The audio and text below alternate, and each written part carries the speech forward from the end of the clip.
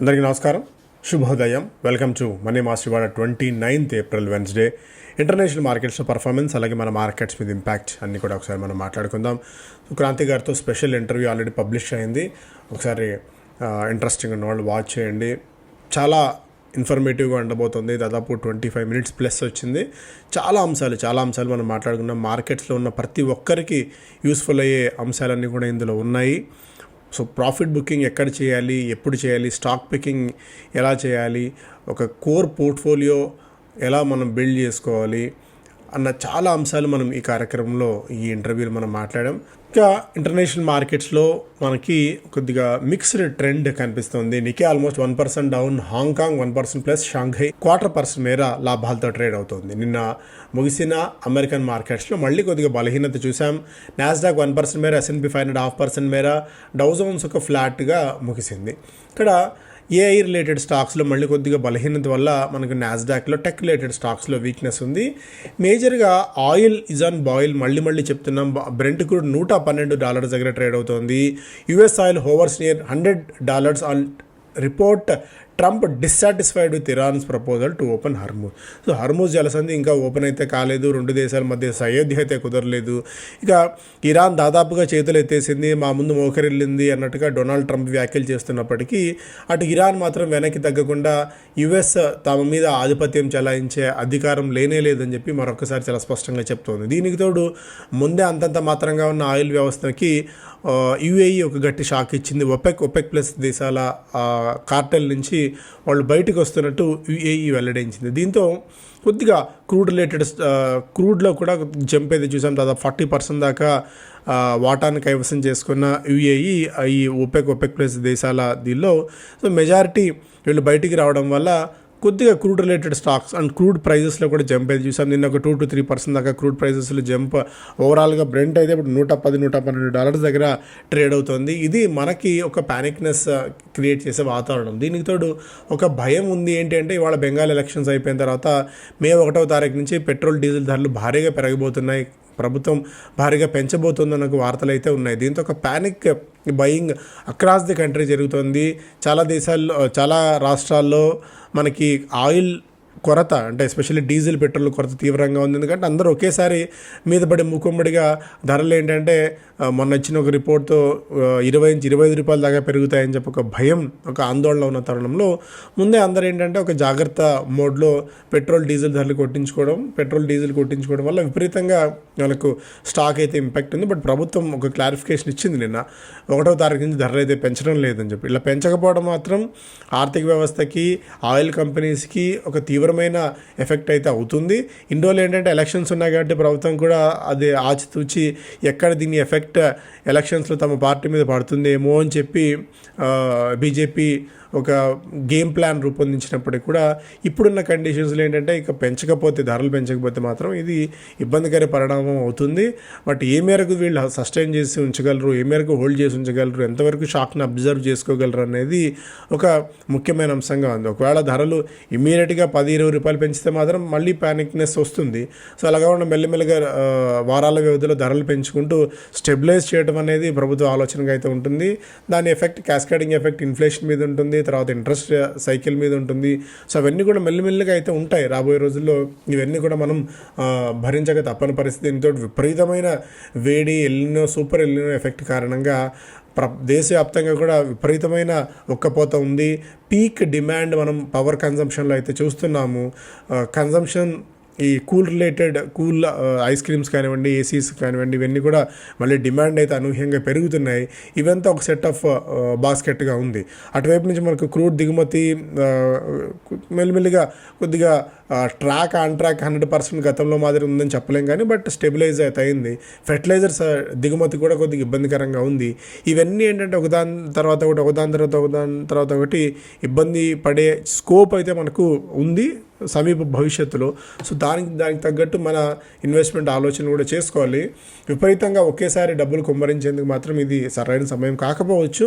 So కొద్దిగా మనం wait and watch మోడ్లో ఉండి స్టాగర్డ్ మేనర్లో కొనుగోలు చేయడం ఒకటే మనం చేయగలిగిన పని. మ్యూచువల్ ఫండ్స్లో ఉన్న వాళ్ళు పొరపాటున కూడా డబ్బులు ఉపసంహరించుకోవద్దని, వీలుంటే మార్కెట్ పడినప్పుడు డబ్బులు పెడుతూ ఉండడం ఒకటే మనం చేయగలిగిన పని. గోల్డ్ మళ్ళీ $4,750 నుంచి $4,600కి డీప్ మంచిగా సెల్లింగ్ మోడ్లోకి అయితే వచ్చింది. బికాజ్ ఎందుకంటే ఈ ఫ్యాక్టర్స్ అన్నీ కూడా కొద్దిగా గోల్డ్కి నెగిటివ్ అయితే అవుతున్నాయి. సో అందువల్ల $4,600కి గోల్డ్ దిగి వచ్చింది. అటు సిల్వర్ కూడా $73కి దిగి రావడం చూస్తున్నాం. ఓవరాల్గా 2026లో సిల్వర్ ఏదైతే 4.5 లక్షల రూపాయల మార్కుకి వెళ్ళిందో అక్కడి నుంచి దాదాపు 2 లక్షల రూపాయల వరకు ఎర్రేజ్ అయిపోవడం అయితే చూస్తున్నాము. ఈ గెయిన్స్ అన్ని కూడా సిల్వర్లో. అటు క్రిప్టో కరెన్సీస్లో బిట్ కాయిన్ $76,000 దగ్గర ట్రేడ్ అవుతుంది. ఇది ఇంటర్నేషనల్ మార్కెట్స్ నుంచి అప్డేట్స్ ప్రకారం చూస్తే యాజ్ ఆఫ్ నౌ నిన్న ఫారిన్ పోర్ట్ఫోలియో ఇన్వెస్టర్లు నెట్ సెల్లర్స్గానే ఉన్నారు. రూపీ నెల రోజుల కనిష్ట స్థాయికి దిగి వచ్చింది. మళ్ళీ ఎఫ్పిఐస్ 2,104 crores వర్త్ ఆఫ్ స్టాక్స్ని సెల్ చేయగా domestic institution investor 12 crores worth of స్టాక్స్ని వాళ్ళు బై చేయడం అయితే చూసాము. ఇంకా స్పెసిఫిక్ స్టాక్స్ పరంగా చూస్తేనేమో ఇవాళ చాలా స్టాక్ రిజల్ట్స్ అనౌన్స్ చేయబోతున్నాయి. Adani power, Bajaj finance, Indian bank Waaree, federal bank, Motilal, IOB, force motors లాంటివి. బంధన్ బ్యాంక్ ఏంటంటే reported sharp rebound in profitability in March quarter, దాదాపు 68% మేర వృద్ధి నమోదు చేసింది. 530 కోట్ల రూపాయల మేర ఇయర్ ఆన్ ఇయర్ జంప్. ఎటర్నల్లో కూడా అనూహ్యమైన లాభాల వృద్ధి మనకు కనిపించింది. క్విక్ కామర్స్ బ్లింకిట్ రిపోర్టెడ్ చాలా స్ట్రాంగ్ గెయిన్స్ ఇక్కడ మనకు కనిపించింది. రెవెన్యూ ఫ్రమ్ ఆపరేషన్స్ ఓవరాల్గా 196% మేర వృద్ధి చెంది when compared to last year 17,292 crores of రెవెన్యూని కంపెనీ జనరేట్ చేయగలిగింది. And net profit 174 crores of ప్రాఫిట్ని కంపెనీ అనౌన్స్ చేసింది. GRSE garden reach ship builders net profit 303 కోట్ల రూపాయలుగా నమోదైంది. గత ఏడాదితో ఇదే క్వార్టర్తో పోలిసి 24% మేర వృద్ధి నమోదైనట్టుగా ఇక్కడ అంచనా ఉంది. Maruti Suzuki year market record capital expenditure of 14,000 crores in FY27 as it gears up to add capacity to meet rising demand. Having reached 100% capacity utilization ఉంది. డిమాండ్కి తగ్గట్టు ప్రొడక్షన్ చేయలేకపోతున్నారు. దీంతో మరింతగా క్యాపెక్స్ పెంచి 14,000 కోట్ల రూపాయలతో మరిన్ని లైన్స్ని పెంచబోతోంది మారుతి సుజుకి. ఎయిర్టెల్ తన మొబైల్ మనీ బిజినెస్ని $1.5 నుంచి $2 బిలియన్ మేర లండన్లో లిస్ట్ చేసేందుకు సిద్ధమవుతోంది ఎయిర్టెల్ మనీని అని చెప్పిన వార్త కూడా అయితే ఇక్కడ ఉంది. బట్ ఇంకా కన్ఫర్మేషన్ అయితే రావాల్సిన అవసరం ఉంది. ఏవి small finance bank universal banking licence కోసం రిజర్వ్ బ్యాంక్ ఆఫ్ ఇండియా కోసం అప్లై చేసింది. ఏడబ్ల్యూ అగ్రి బిజినెస్ అనుకున్న దానికంటే ఒక మంచి రిజల్ట్స్ని పోస్ట్ చేయడం చూస్తున్నాం. ఇక మిగిలిన స్టాక్స్ పరంగా కూడా మనం ఒకసారి చూస్తే వాళ్ళ రిజల్ట్స్ అనౌన్స్ చేయబోతున్న వాటిలో సెమ్ India, federal bank, Fino payments, force motor, Geojit, Indian bank, Indegene, HEG, MAS financial services, MOIL and Motilal Oswal financial services, Syngene international, Schaeffler, Waaree, Vedanta లాంటి కంపెనీస్ అన్ని కూడా ఉన్నాయి. వాళ్ళ రిజల్ట్స్ అనౌన్స్ చేయబోతున్న వాటిల్లో మొబిక్విక్లో పీక్ 15 పార్ట్నర్స్ దాదాపు 63 లక్షల షేర్లని $214 చొప్పున విక్రయించింది. క్యూపిడ్కి సెబీ నుంచి ఒక వార్నింగ్ లెటర్ వచ్చింది. For failure to disclose the cancellation of preferential ఇష్యూని క్యాన్సిల్ చేసిన విషయాన్ని డిస్క్లోజ్ చేయకుండా దాచి ఉంచిన కారణంగా సెబీ నుంచి ఒక వార్నింగ్ లెటర్ క్యూపిడ్కి అయితే రావడం చూస్తున్నాం. కొద్దిగా అప్రమత్తంగా ఉండండి క్యూపిడ్ విషయంలో. విపరీతమైన మార్కెట్స్లో ఏంటంటే రీటైల్ ఇన్వెస్టర్స్ బాగా ఈ స్టాక్ మీద ఎగబడడం అయితే చూస్తున్నాము. క్యూపిడ్లో నిజంగా క్యూపిడ్లో అంత దమ్ముందా లేదా అన్నది కొద్దిగా ఒకసారి ఆలోచించి వెయిట్ అండ్ వాచ్ మోడ్లో మీరు నిర్ణయం తీసుకోవడం మంచిదవుతుంది. పీసీ జ్యువెలర్స్కి 1 year గోల్డ్ మైనింగ్ లైసెన్స్ వచ్చింది చర్లో. ఏడబ్ల్యూ అగ్రి రెవెన్యూ దాదాపు 18% మేర పెరిగింది. బంధన్ బ్యాంక్ ఆల్రెడీ మనం డిస్కస్ చేసిన. మదర్సన్ సుమి 33% మేర రెవెన్యూ వృద్ధి నమోదు చేసింది. నెట్ ప్రాఫిట్లో 1.5% మేర వృద్ధి. సనోఫీ కన్స్యూమర్ రెవెన్యూలో 33% మేర వృద్ధి నమోదు చేయగా ప్రాఫిట్లో దాదాపు 36% దాకా జంప్ ఉంది. గో డిజిట్ రెవెన్యూ దాదాపు 9% ప్లస్, ప్రాఫిట్స్ 30% దాకా ప్లస్. సిఎట్ రెవెన్యూ 23% మేర పెరిగింది. ప్రాఫిట్స్ 99 కోట్ల నుంచి 244 కోట్ల రూపాయల కింద. ఎక్స్పోర్ట్స్ వీళ్ళకి మంచిగా ఈసారి సిఎట్కి కలిసి వచ్చాయి. $35 డివిడెండ్ని కూడా కంపెనీ అనౌన్స్ చేసింది. Star health revenue 14% jump. Net profit 51 లక్షల నుంచి 111 కోట్ల రూపాయలకి నెట్ ప్రాఫిట్లో కూడా జంప్ అయితే మనం అబ్జర్వ్ చేయవచ్చు. 5 స్టార్ ఫైనాన్స్ రెవెన్యూ 3.5%, 8.5% మేర పెరగగా ప్రాఫిట్స్లో 3.5% మేర క్షీణత నమోదు. పిరమల్ ఫార్మా నెట్ లాస్ 9 కోట్ల రూపాయలుగా నమోదు చేసింది వర్సెస్ ప్రాఫిట్ ఆఫ్ 154 crores. ఎందుకంటే 175 కోట్ల రూపాయల వన్ టైం లాస్ని కంపెనీ అనౌన్స్ చేసింది. సో ఇవన్నీ కూడా స్టాక్స్ పరంగా చూస్తే Trump claims Iran near collapse, sought US help to reopen Hormuz already discuss చేశాం. Sweden warns of potential jet fuel shortage ఉండే ప్రమాదం ఉంది అని చెప్పి స్వీడన్ అయితే వార్న్ చేస్తుంది. ఒకవేళ ఇదే కనుక జరిగినట్టయితే మాత్రం ఇది మరింత పానిక్నెస్ని యాడ్ చేస్తుంది. మనతో పాటు అటు యూరోప్ కూడా చాలా తీవ్రంగా ఇబ్బందులు ఎదుర్కొంటుంది. యూకే ఇవన్నీ కూడా ఈ క్రూడ్ కారణంగా. Vietnamese president next week India visit చేయబోతున్నారు. Proposed deal for BrahMos missiles, public digital infra, cap on airport bids may get clearance to land, centre looking to prevent monopoly in civil aviation. So civil ఏవియేషన్లో మోనోపోలీని తగ్గించడానికి, అసలు monopoly ఉండకూడదన్న ఉద్దేశంతో ప్రభుత్వం నిర్ణయాలు తీసుకునే అవకాశం అయితే ఉంది. Cap on airport bids may get clearance to land. ఇప్పుడు 27.2% మార్కెట్ వాటాతో ప్యాసింజర్స్ విషయంలో జిఎంఆర్ మొదటి స్థానంలో ఉండగా ఢిల్లీ, హైదరాబాద్, గోవా, నాగ్పూర్ ఎయిర్పోర్ట్స్ని మేనేజ్ చేస్తూ తర్వాత స్థానంలో అదానీ ఉంది 23% మేర మార్కెట్ షేర్తో. ముంబై, నవీ ముంబై, అహ్మదాబాద్, లక్నో, జైపూర్, గువాహతి లాంటి ఎయిర్పోర్ట్స్ని నిర్వహిస్తూ ఫెయిర్ ఫ్యాక్స్ 11% మార్కెట్ షేర్తో ఉంది బెంగళూరుని ఎయిర్పోర్ట్ని నిర్వహిస్తూ. ఇక్కడ జురిచ్ ఎయిర్పోర్ట్ని యాజ్ ఆఫ్ నో మొత్తంని జురిచ్ ఎయిర్పోర్ట్, నోయిడా ఎయిర్పోర్ట్ని కైవసం చేసుకుంది. ఎయిర్పోర్ట్ మొత్తం వాళ్ళే నిర్వహిస్తున్నారు కూడా. దీంతో ఇప్పుడు ఆ మోనోపోలీ లేకుండా ఉండేందుకు మరింతమంది ప్లేయర్స్ని తీసుకురావాలని కూడా ప్రభుత్వ ఆలోచనగా అయితే ఉంది. UAE's OPEC exit may not hit oil market అని చెప్పి ఎగ్జిక్యూటివ్స్ అయితే చెప్తున్నారు. సో చూద్దాం ఎలాంటి ఇంపాక్ట్ ఉంటుందని చెప్పి. ఇంతకుముందు మాట్లాడుకున్నట్టు production get intense in heat of moment. Production విపరీతంగా అయితే పెంచుతున్నాయి. ఏసీ మేకర్స్ కానీ, బెవరేజ్ కంపెనీస్ కానీ, ఐస్ క్రీమ్ బ్రాండ్స్ ఇవన్నీ కూడా చాలా స్ట్రాంగ్ జంప్ అయితే వచ్చింది. బికాజ్ అనూహ్యమైన వేడి, ఉక్కపోత వల్ల వీటన్నీ కూడా ఒకసారిగా డిమాండ్ పెరిగిన సంగతి మనకు తెలుసు.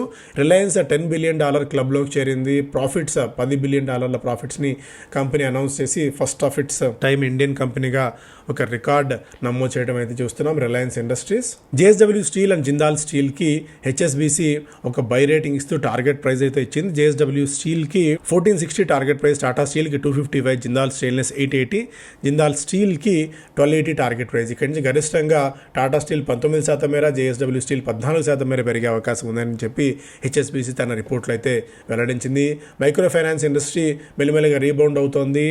చాలా కాలం తర్వాత, దాదాపు 11 క్వార్టర్స్ తర్వాత, అంటే 3 సంవత్సరాల తర్వాత మళ్ళీ మైక్రో ఫైనాన్స్ ఇండస్ట్రీలో కొద్దిగా రివైవల్ మోడ్ కనిపిస్తుంది. బట్ ఏవైనా సరే చాలా లిమిటెడ్ ఇది కాబట్టి, లిస్టెడ్ స్పేస్లో కూడా కొద్దిగా లిమిటెడ్ మోడ్ ఉంది కాబట్టి బెటర్ యాజ్ ఆఫ్ ఇప్పుడున్న మార్కెట్ కండిషన్స్లో మేబీ మైక్రో ఫైనాన్స్ స్టాక్ జోలికి వెళ్ళకపోవడమే మంచిది. అలాగే no plan to raise petrol and diesel price from May 1 government నుంచి ఒక క్లారిఫికేషన్ అయితే వచ్చింది ప్రస్తుతానికి.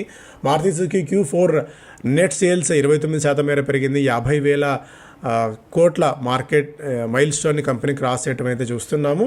సేల్స్ మొదటిసారి క్వార్టర్లో 50,000 కోట్ల రూపాయల మార్కుని క్రాస్ చేయటము. అవుట్పుట్ 5 నెలల కనిష్ట స్థాయికి చేరింది మార్చి నెలలో. ఇవన్నీ కూడా కొద్దిగా worrying factors. Eternals Q4 revenue 3 రెట్లు పెరిగి దాదాపు 18,000 కోట్ల రూపాయలుగా నమోదైంది. Business standard Google kicks of $15 billion project in AI పట్నం. వర్క్స్ మొదలయ్యాయి, స్టార్ట్ అవుతున్నాయి. పైప్ లైన్లో ఉన్న కంపెనీస్ అన్నీ కూడా ఇక్కడ తర్లువాడ, వైజాగ్లో, విశాఖపట్నంలో ఈ ఏర్పాటు అనేది జరగబోతోంది. వోల్టాంప్ ట్రాన్స్ఫార్మర్స్ దాదాపు 3 నెలల్లో 61% మేర పెరిగింది. దాదాపు 12,000 రూపాయల మార్క్ని స్టాక్ చేరుకోబోతుంది. బాలాగారు పదే అనేక సందర్భాల్లో ఆ ఇంటర్వ్యూలో మనం 2-3 ఇంటర్వ్యూస్లో చూస్తే ట్రాన్స్ఫార్మర్ స్టాక్స్ మీద చాలా కాన్ఫిడెంట్గా చెప్పారు. అండ్ టీడీ పవర్ సిస్టమ్స్ నిన్న కూడా చాలా స్ట్రాంగ్గా 5% దాకా జంప్ కనిపించింది. Power related stocks and transformer related స్టాక్స్లో ఒక మంచి జంప్ అయితే మనం గత కొద్ది కాలం చూస్తున్నాం. అందువల్ల ఇంటర్వ్యూలో ఏంటంటే న్యూయాన్సెస్ పట్టుకోవాలి. అంటే స్పెసిఫిక్గా డైరెక్ట్గా స్టాక్స్ మాత్రమే చెప్తారన్నది కాకుండా ఆ ట్రెండ్ని మనం అర్లీగా ముందు క్యాచ్ చేయగలిగితే ఇలాంటి ఇంటర్వ్యూస్ నిన్న క్రాంతి గారు ఇచ్చిన ఇంటర్వ్యూలో అయినా, అంతకుముందు బాలాగారు చెప్పిన ఇంటర్వ్యూలో అయినా సరే చిన్న న్యూయాన్సెస్ని మనం ఒక రీడింగ్ బిట్వీన్ ద లైన్స్ అంటాం కదా, అలా మనం పట్టుకోగలిగితే స్టాక్స్ని మంచి బెనిఫిట్ అవుతుంది. ఎందుకంటే వాళ్ళ ఎక్స్పర్టీస్ని మనం ఇక్కడ క్యాష్ చేసుకోవాలి. ఏజే గ్రీన్ ప్యాక్ దాన్ని 20% మేర పెరిగింది. టాటా కెమికల్స్ దాన్ని 11% మేర జంప్ చూసాం. TD power systems all time high hit చేసింది నిన్న. Varun beverages opens and new growth tap. ఆఫ్రికాలో పుష్ ఒకటి, కేటగిరీ ఎక్స్పాన్షన్ పెంచుకున్నారు. అండ్ ప్రైజింగ్ సపోర్ట్ కూడా ఈసారి బాగా కలిసి వస్తుంది. ఓవరాల్గా బ్రోకరేజ్ కంపెనీస్ అన్ని కూడా ఈ స్టాక్కి బై రేటింగ్ ఇస్తూ ఇక్కడి నుంచి కూడా కొద్దిగా పొటెన్షియల్ దాదాపు 15-20% మేర అప్సైడ్ పొటెన్షియల్ ఉంది అని చెప్పి వరుణ్ బెవరేజెస్ చెప్తున్నాయి. సో ఈ ప్రధానమైన వార్తలు. Thank you so much.